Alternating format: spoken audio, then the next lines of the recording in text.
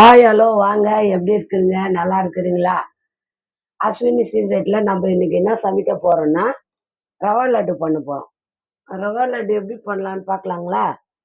ஒரு கடாய் வச்சுக்கோங்க. ஸ்டவ் பற்ற வச்சுக்கோங்க. பற்ற வச்சுட்டு நெய் ஊற்றுங்க கொஞ்சம்.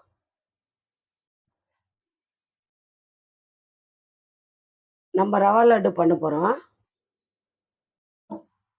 அதுக்கு எப்படி எப்படி பண்ண பார்க்கலாமா? இப்போ நெய் வந்து சூடாகணும். நெய் சூடாயிடுச்சு பாருங்க. இதில் வந்து முந்திரி பாதாம் எல்லாம் கட் பண்ணி வச்சுக்கிறேன். அதை போட்டுக்கலாம். யாருன்னா கெஸ்ட் வந்தால் கூட நம்ம இது பண்ணிக்கலாம். ஆறாமல் ஒரே 10 நிமிஷத்தில் ரவா லட்டு பண்ணிடலாங்க. பாருங்க, கலர் வந்த பிறகு இப்போ கருப்பு திராட்சை, வேற எந்த திராட்சை இருந்தாலும் சரி, திராட்சை போட்டுக்கோங்க.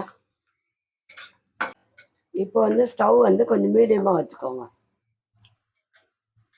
மீடியமாக வச்சு பாருங்க, ஒரு கப்பு நான் ரவை எடுத்துருக்குறேன். அது இதிலே போட்டுக்கோங்க. ஒரு கப்பு ரவை.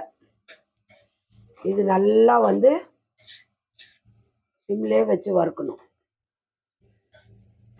அப்போதான் வந்து இது வந்து நல்லா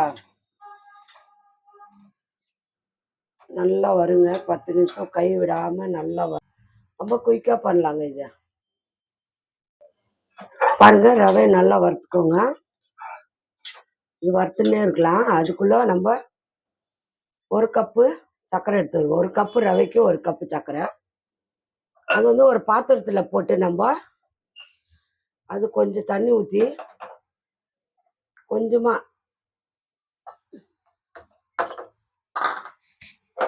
சர்க்கரை அம்மியருக்கு கொஞ்சமாக தண்ணி ஊற்றி நம்ம சர்க்கரை கரைச்சிக்குவோம். சிம்மில் வச்சு கரைச்சிடுங்க. ரவை வறுக்கிறதுக்குள்ளே இது ரெடி ஆகிடும்.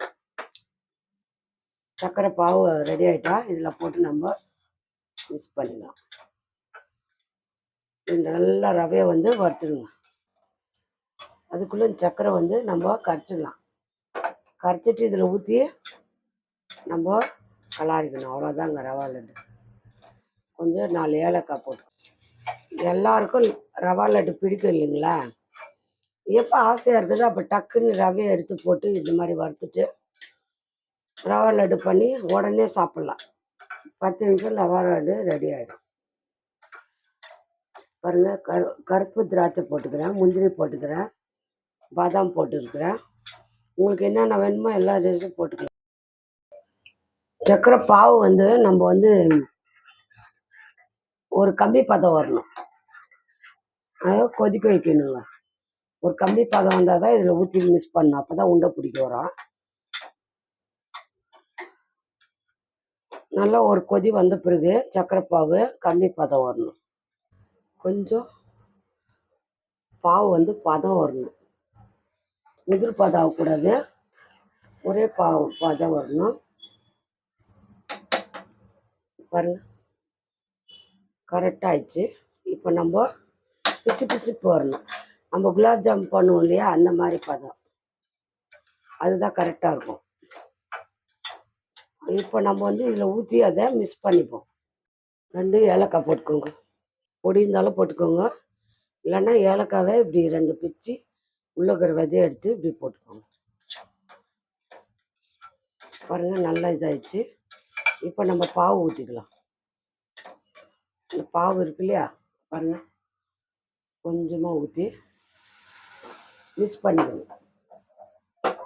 பாவு வந்து நம்ம ஊற்றி இதில் நல்லா மிக்ஸ் பண்ணி, பாவு வந்து கொஞ்சம் நம்ம குலாப் ஜாம் போடுவோம் இல்லையா, அந்த மாதிரி வரணும் பாவு.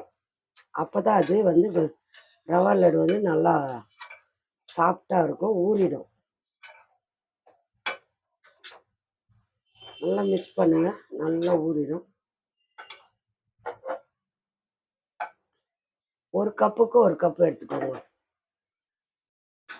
ரவா லட்டு ரெடி ஆயிடுச்சு. ரொம்ப ஈஸியாக பண்ணலாம். பாருங்க,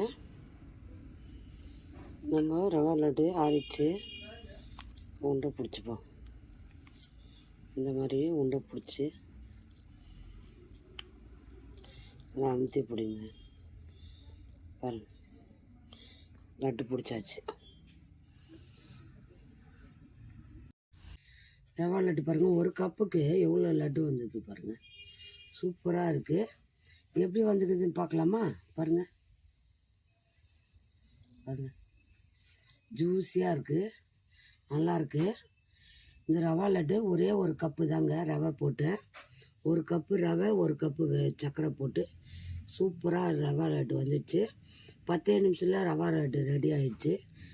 இது யார் யாருக்கு ரவா லட்டு பிடிக்குமோ அவங்க லைக் பண்ணுங்கள், சப்ஸ்கிரைப் பண்ணுங்கள். அஸ்வினி சீக்ரெட்டை இன்னொரு டிஷ்ஷில் பார்க்கலாம்.